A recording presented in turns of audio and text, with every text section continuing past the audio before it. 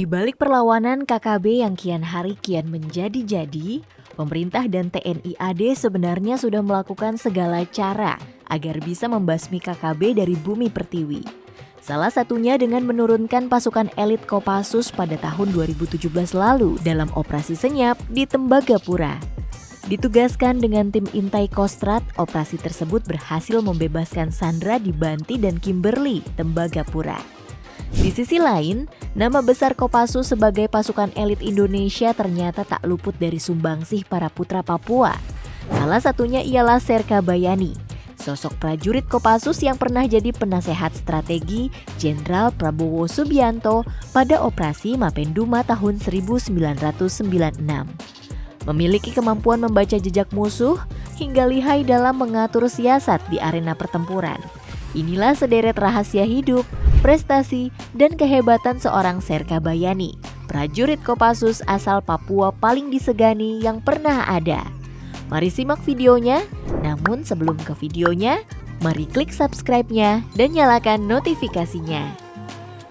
Asal-usul. Dalam sebuah buku biografi Prabowo Subianto yang berjudul Kepemimpinan Militer, catatan dari pengalaman Letjen TNI Purnawirawan Prabowo Subianto, sosok Serka Bayani merupakan putra daerah asli Papua. Menurut pengakuan Prabowo, Bayani merupakan pribadi yang tenang dan pemberani. Ia juga berbeda dengan prajurit Kopassus kebanyakan. Bayani dalam menjalankan tugasnya tidak menggunakan sepatu dan celana pendek. Berkat penampilannya yang mirip dengan warga lokal itulah membuat ia sering berhasil melakukan operasi karena para musuh tidak sadar dengan kehadirannya. Petarung handal. Selain cakap dalam hal membaca situasi, Serka Bayani juga memiliki kemampuan bertarung di luar nalar manusia biasa. Bayangkan saja, menurut Prabowo Subianto, Serka Bayani bisa mengambil 3-4 pucuk senjata dan membunuh beberapa musuh dalam sekali operasi. Bahkan secara gamblang, Prabowo menyebut sepanjang karir sebagai anggota Kopassus, Bayani sudah berhasil merebut lebih dari 100 pucuk senjata dari tangan lawan-lawannya. Ahli strategi Prabowo. Nama Serka Bayani melejit saat ia ditugaskan dalam operasi Mapenduma pada 1996. Operasi ini dilatar belakangi dengan penculikan tim Lorentz 95 oleh kelompok organisasi Papua Merdeka atau OPM di desa Mapenduma, Distrik Nduga, Jayawijaya, pimpinan Kelly Kuali.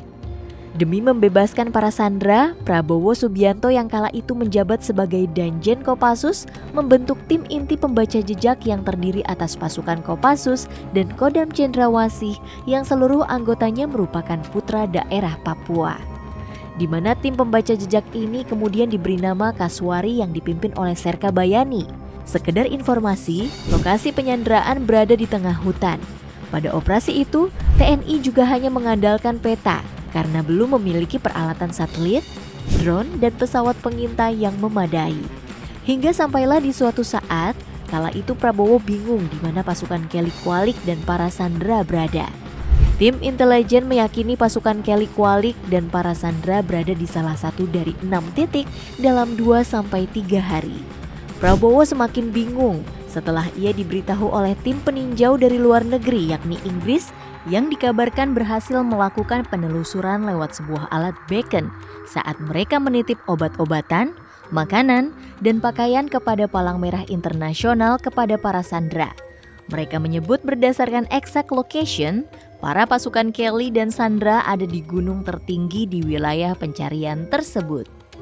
Prabowo yang masih ragu kemudian bertanya kepada Serka Bayani yang dianggap tahu dengan medan wilayah tersebut. Ia bertanya tentang kebenaran analisa dari tim peninjau Inggris kepada Serka Bayani. Dan jawaban Serka Bayani sungguh di luar perkiraan.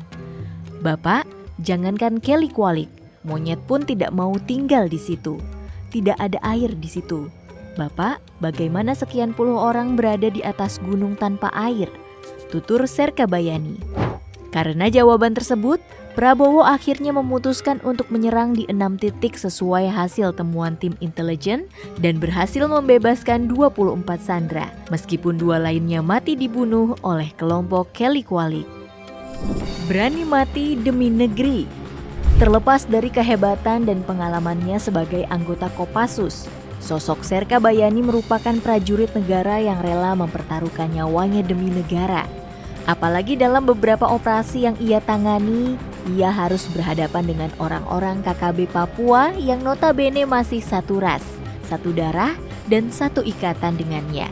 Namun, ia harus berbesar hati dan tetap menjalankan tugas demi kepentingan bersama. Karena kemampuan dan dedikasinya sebagai anggota Kopassus, Serka Bayani oleh orang-orang dijuluki Rambonya Indonesia. Satu hal yang masih jadi pertanyaan, jika Serka Bayani kembali turun tangan, mungkinkah KKB akan tumbang? Kira-kira bagaimana menurut kalian guys? Jangan lupa tulis di kolom komentar and see you next video. Bye-bye.